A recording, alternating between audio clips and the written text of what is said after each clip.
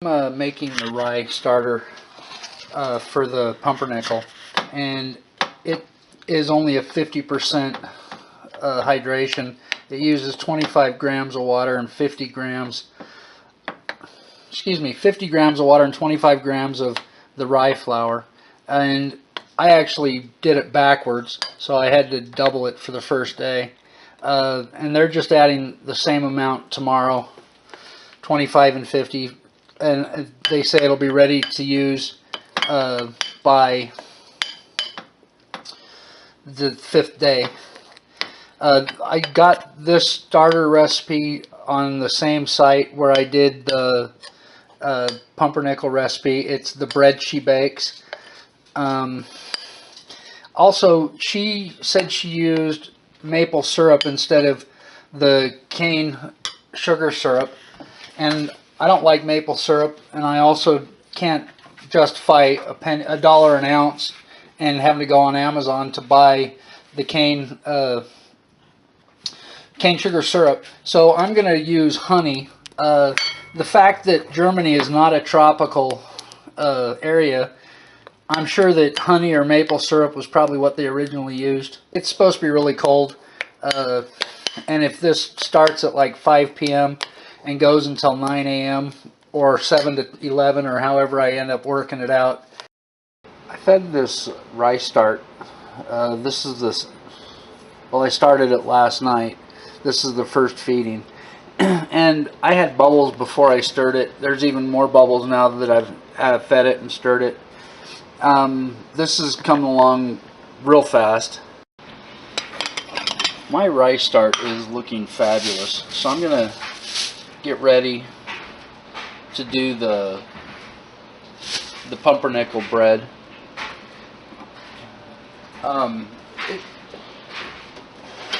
It's cold. We actually had snow again last night, and Mom wanted me to do it while it was cold. I need 350 grams.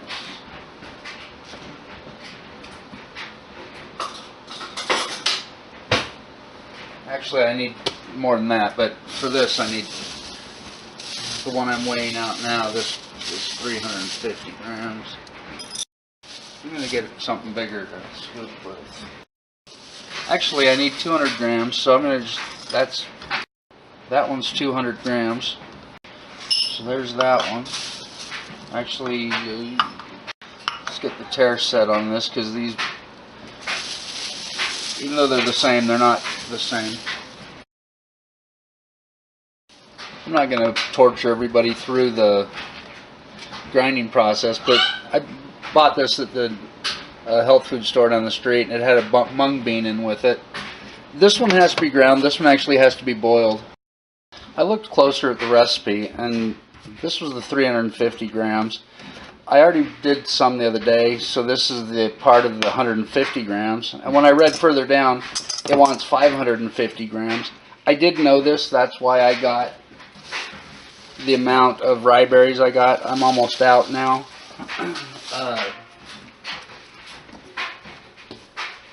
But I'm going to get grinding on these. I'm going to grind them individually because they're already pre-weighed. That way I don't have to weigh them again. These are only being cracked, by the way. I'm not actually grinding them. Well, I am, but I'm not grinding them fine. You can see the mill is out. It's proud a little bit. I'm going to be using my little hose to direct these into the bowl, because otherwise it makes a mess. I just made one already. So while the camera may be on, I'm not going to put people through the torture of me grinding this. I'll speed it up.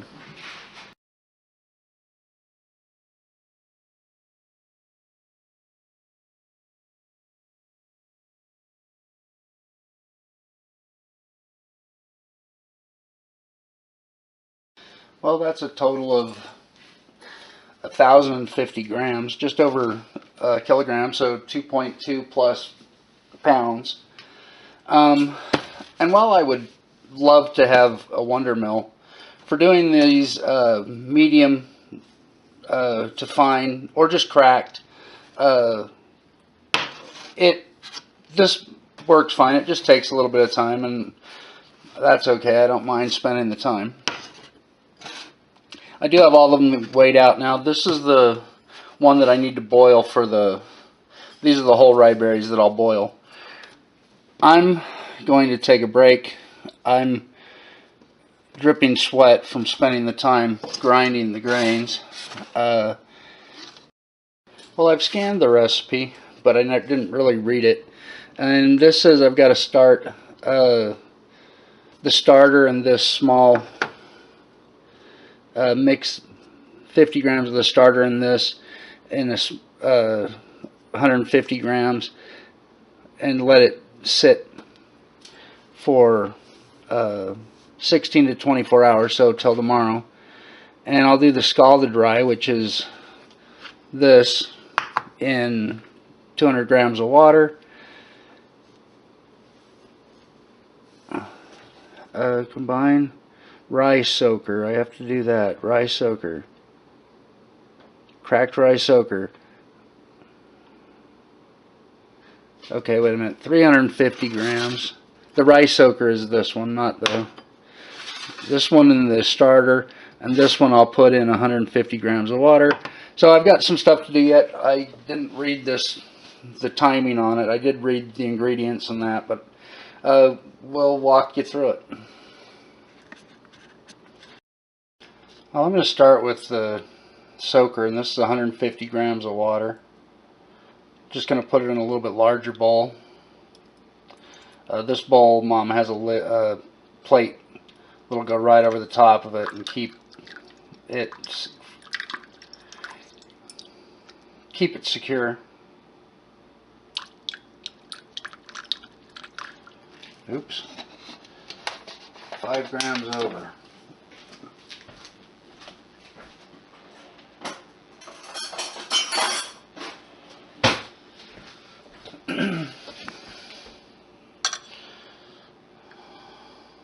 Still a gram over.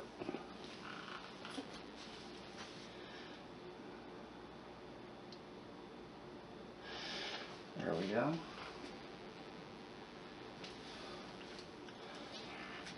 And this one is the 150 grams. Nice chime there. Okay, there's that. I'm going to get some more water. This one, since I have to boil it, I'm just going to put it right in the pan. I need 200 grams here. And that one had just under 150. It's floating between 200 and 201. I'm going to call that good. I'm going to put the whole rye berries in the pan.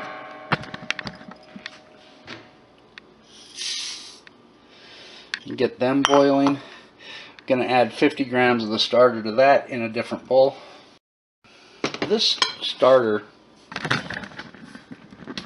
has a wonderful odor. The smell is superb. I'm going to put this remaining starter in a jar and put it in the fridge. Since this is just a rye starter, not a grain starter, or a wheat. This is solely rye. So I'm going to leave those to do that. That's weighed out. This is what in the recipe is called a pre-ferment, and it's the sourdough starter in the fine to medium cracked rye berries. I'm going to get that stirred in and boil the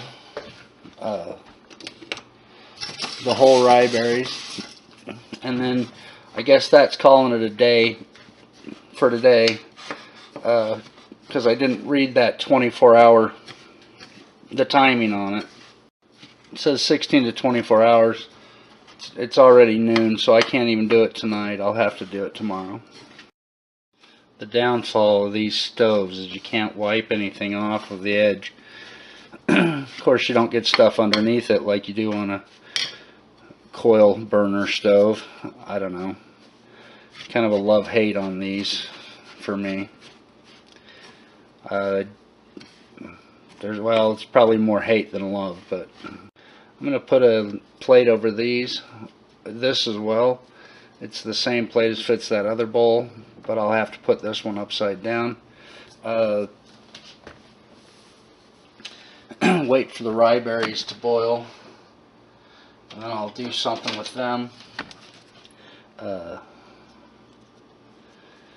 Put them in a bowl as well, and I'll put this other 550 grams of ground rye berries away for now. Well, just, yeah, away for now. And we'll get back to this, when the rye berries boil. I have to read on how long they need to boil, but I'm going to cover this and we'll get back to it.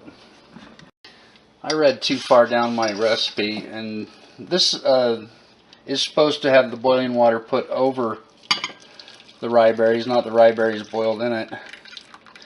But as soon as it came to a boil, I read it, so it didn't boil too long. Now I've got to get it out of here. And then once I get everything put away, I'll be done for today, and I'll get back to the bread tomorrow. I did do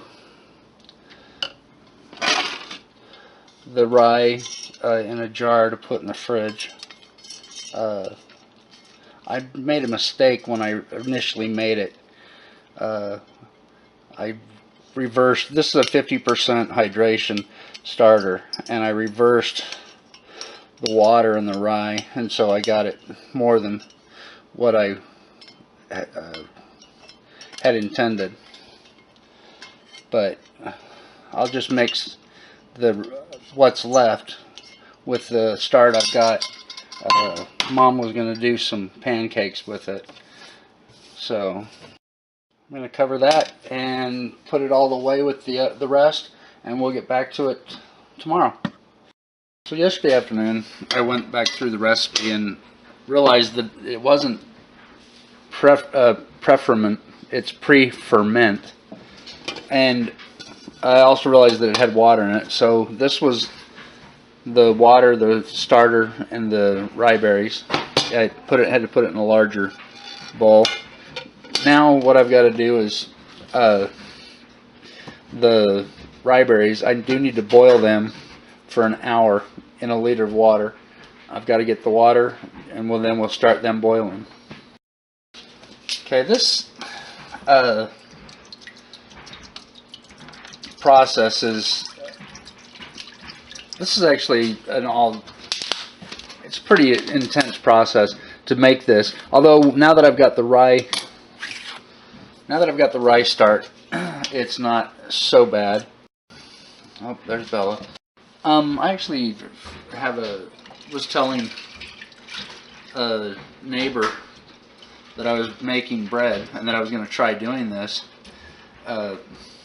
pumpernickel, and she told me that she's of Danish descent and that her mother's father was a baker, and she got really excited when I told her I was making the bread. I already took her some of the rye bread I made the other day. Oh, I just turned off and I was going to go to read it. But this needs to boil, well, I need to read it, for an hour as far as I remember, once I can get this turned back on. Gotta love these one-button wonders.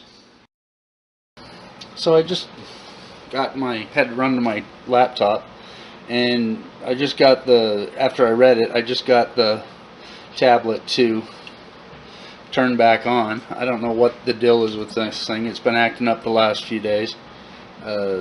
But these one-button wonders are amazing to me. So I need to bring this to a boil and let it simmer for about an hour. and then I'm going to strain it, take the excess water off, and let it cool. That should be about 12:30. It's about 11:40 now. It's probably be a little bit late on that because of this wonderful thing not working. Then it says about I'm going to have to read this because I don't understand it. 700 grams of sourdough. The rest goes back in the fridge for your next bake. The cracked rye, which is this. So I guess the pre-ferment, I don't use all of it. I'll have to read this because I don't understand how they've done this, how she's done this, written this out, this recipe for this part. So I'll be off and on with this most of the afternoon, provided I can keep this one button wonder working. So it looks like we're almost to a boil. I'll turn it down and let it simmer until about 12:45. It's 11:42 now. I much prefer, just for the record, I much prefer a printed recipe, not a electronic one.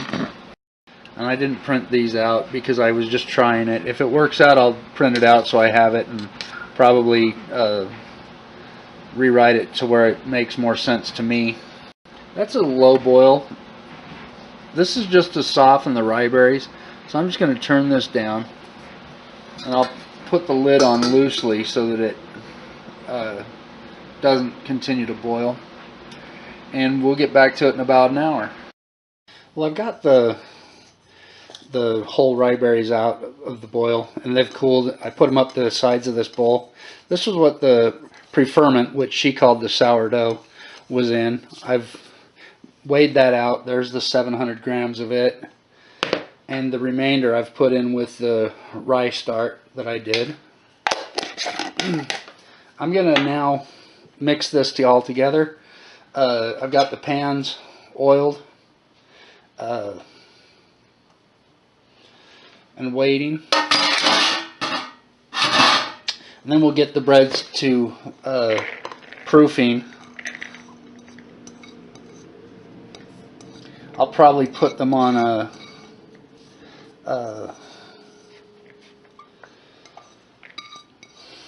cooling rack to proof. I'm going to, she said she mixed this by hand, which is probably exactly what I'm going to do. Maybe with my hands. Might just use a spoon and my hands. This is a lot of flour and grains.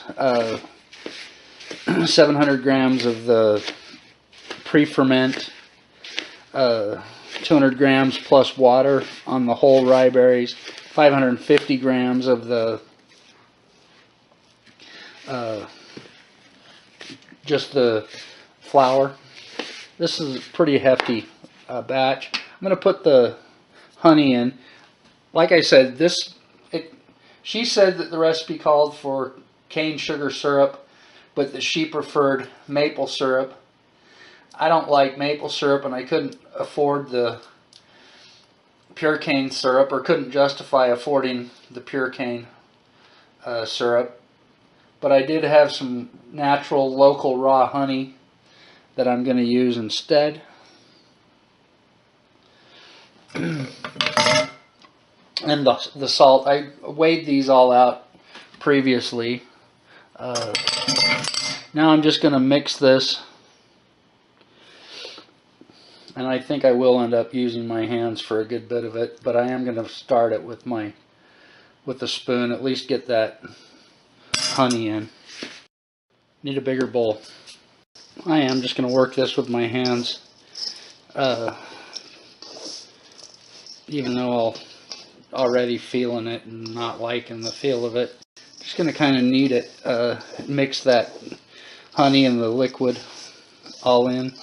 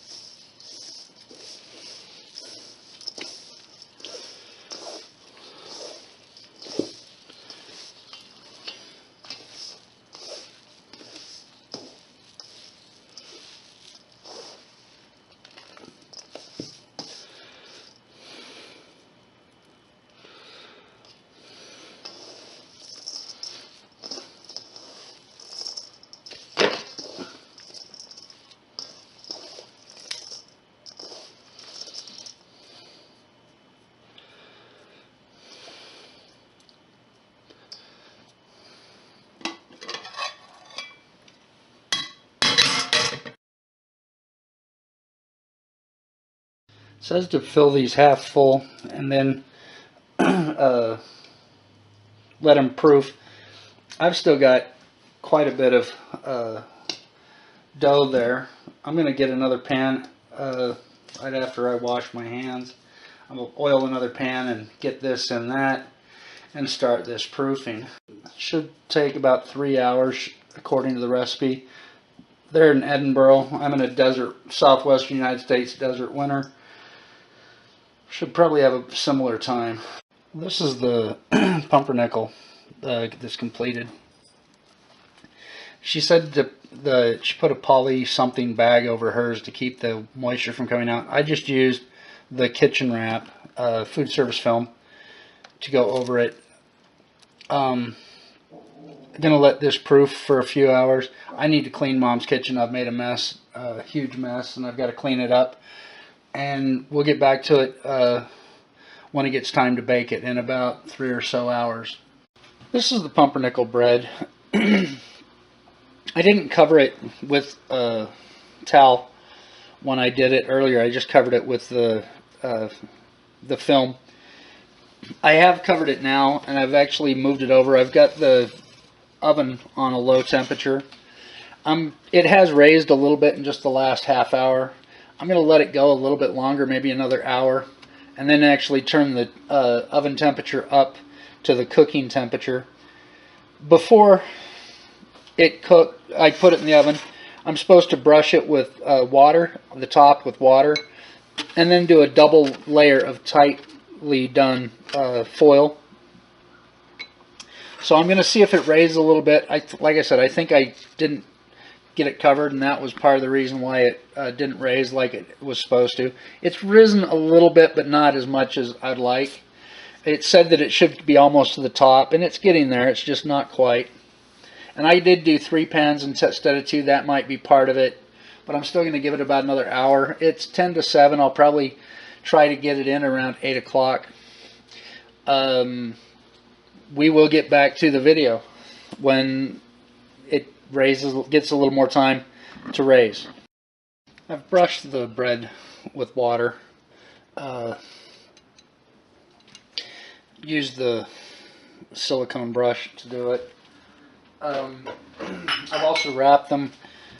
I did 1 layer of foil over the top and around the sides, and I did another layer where I went all the way around the bottom. It's about 8:30. I'll put still got a bit to go, about 30 degrees on the temperature. I'm not sure if I killed it or not by not covering it with a towel as soon as I did the plastic. We'll find out. I'm just trying this recipe. I'd actually like to make a rye that had, like the toasted rye crisps you find sometimes in snacks, that uses a finer flour instead of the whole rye berries, or like the breads I've seen pictures online of the rye bread. But I'm getting ready to put these in the oven. I've already dropped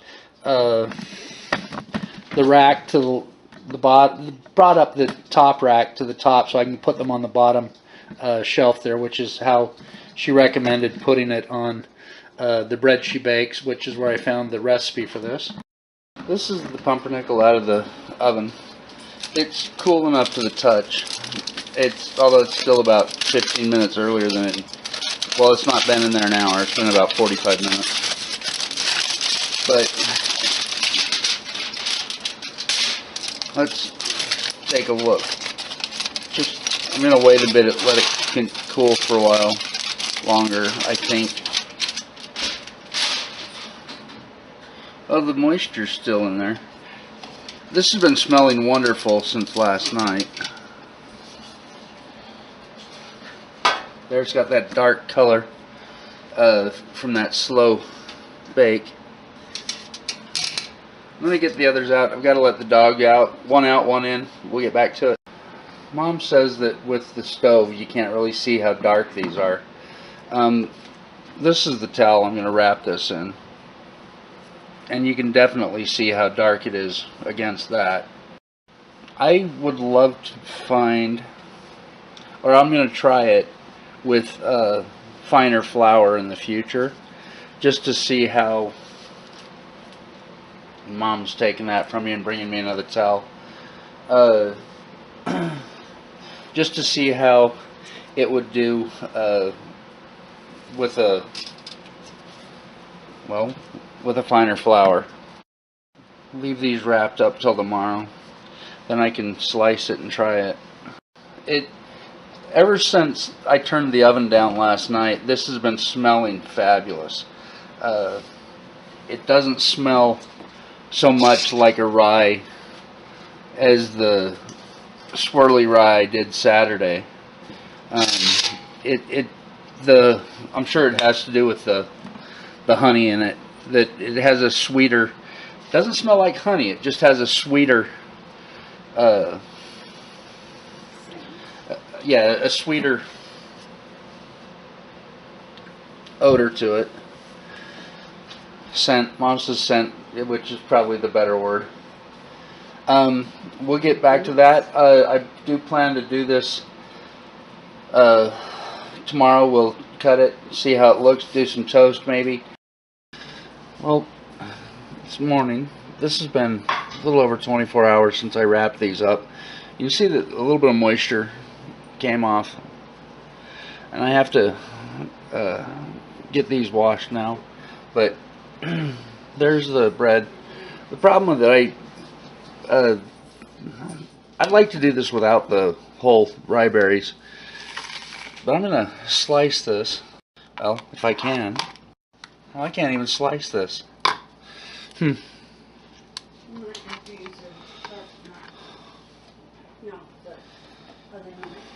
me try a not a serrated blade.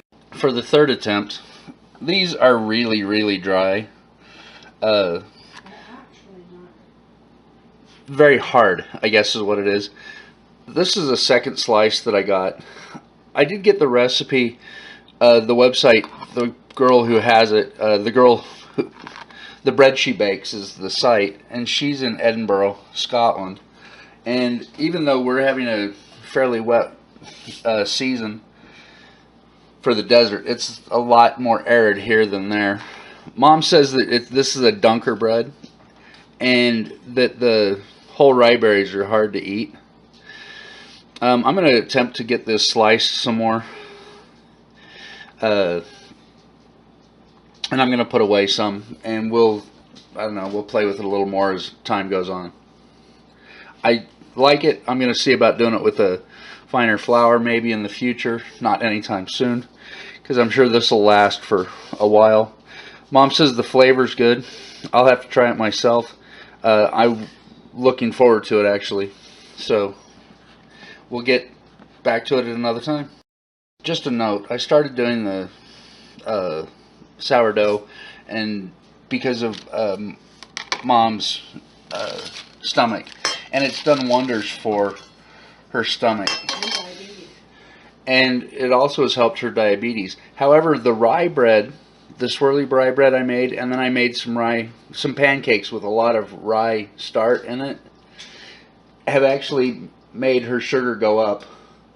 So the rye is not really good for her. I'm gonna work on this. I just thought I'd make that note because we determined that last night, because she had the rye pancakes last night. She just had the piece of rye bread, and like I said, I'm gonna try to slice some more. Get it, if I can get it really thin, maybe I can toast some. But I just thought I'd make a note of that the rye Mom's sugar elevates really severely with the rye sugar versus just this regular, or the rye flour versus the regular sourdough. Well, I've gotten further into this loaf. The first inch or so was too dry, and I'm actually using a small straight bladed knife to cut this. It's dense enough that the serrated blade isn't really helping. And let me get a helper, and I'll have them hold the camera while I slice. and this is just the knife I've used, and I've found that this works. And I'm slicing these fairly thin. Even with this, it's a slow process. But that's the pumpernickel. I should have left them thicker and just done 2 loaves. I think this might have dried out too much. But it is working out, slicing it with this short, straight bladed knife. So there's a few slices. These were the attempts with the serrated knife, and these are with the straight knife. I'm going to get these ready to take them over to a friend. It's actually been a week since I did this bread, but over the weekend I took it out. I'd had it in a bag, just an old bread bag, in the fridge. And being in the bag, it seemed to even out the moisture content, and I was able to cut off both ends as well as the sides. And now, just for example, well, it's still a dense bread and still not real easy to cut. It is much easier than it was. The flavor on it is wonderful. I need to cut some more. I just realized that I didn't have the video. I was editing it and it didn't show this, and I just wanted to finish it off with that. And I plan to make this again. It's not if. When I make this again, I'm definitely going to use finer flour, and I'll know better in the future, based on this experience, what to do with my next experience. Thanks for watching Perhaps Cooking. Feel free to share, give me a thumbs up, or subscribe.